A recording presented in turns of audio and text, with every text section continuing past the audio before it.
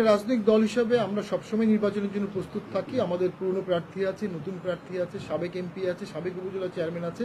আমরা সবসময় নির্বাচনের জন্য প্রস্তুত। তবে লেভেল প্লেইং ফিল্ড যদি না থাকে, মবতন্ত্র যদি দমন না হয়, তাহলে আমরা মনে করি সেই নির্বাচনে যাওয়ার ব্যাপারে জাতীয় পার্টি অনেকবার চিন্তা করবে।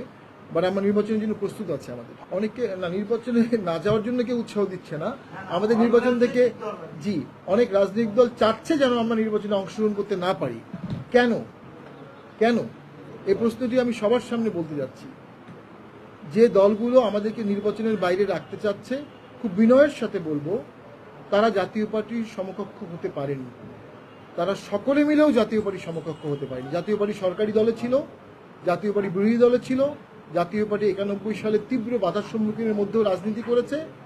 আমি মনে করি জাতীয় পার্টির যে অভিজ্ঞতা আছে, যে অভিজ্ঞতা সম্পন্ন নেতা আছে, এটি বাংলাদেশের 3-4টি দল ছাড়া নাই।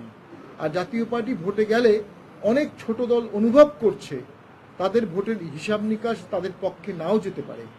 সে কারণে জাতীয় পার্টিকে নির্বাচন থেকে বাইরে রাখা নির্বাচনকে বানচাল করার একটা প্রক্রিয়া হিসেবে আমি দেখছি। কারণ নির্বাচন হলে অনেকেরই বর্তমানে যে আধিপত্য আছে, সরকারের উপর যে নিয়ন্ত্রণ আছে, এটি থাকবে না। অনেকেই চাচ্ছে নির্বাচন যেন না হয়। জাতীয় পার্টিকে যদি বাদ করে দেওয়া হয়, আর যদি দুটি দল বলে নির্বাচন করব না, তখন স্বাভাবিকভাবেই একটি সরকার বলতেই পারে আমরা কাকে নিয়ে নির্বাচন করব, নির্বাচন দেরি হবে। তো জাতীয় পার্টিকে বাদ করে দেওয়ার পরিকল্পনাটি মূলত নির্বাচন বাদ করার পরিকল্পনার অংশ।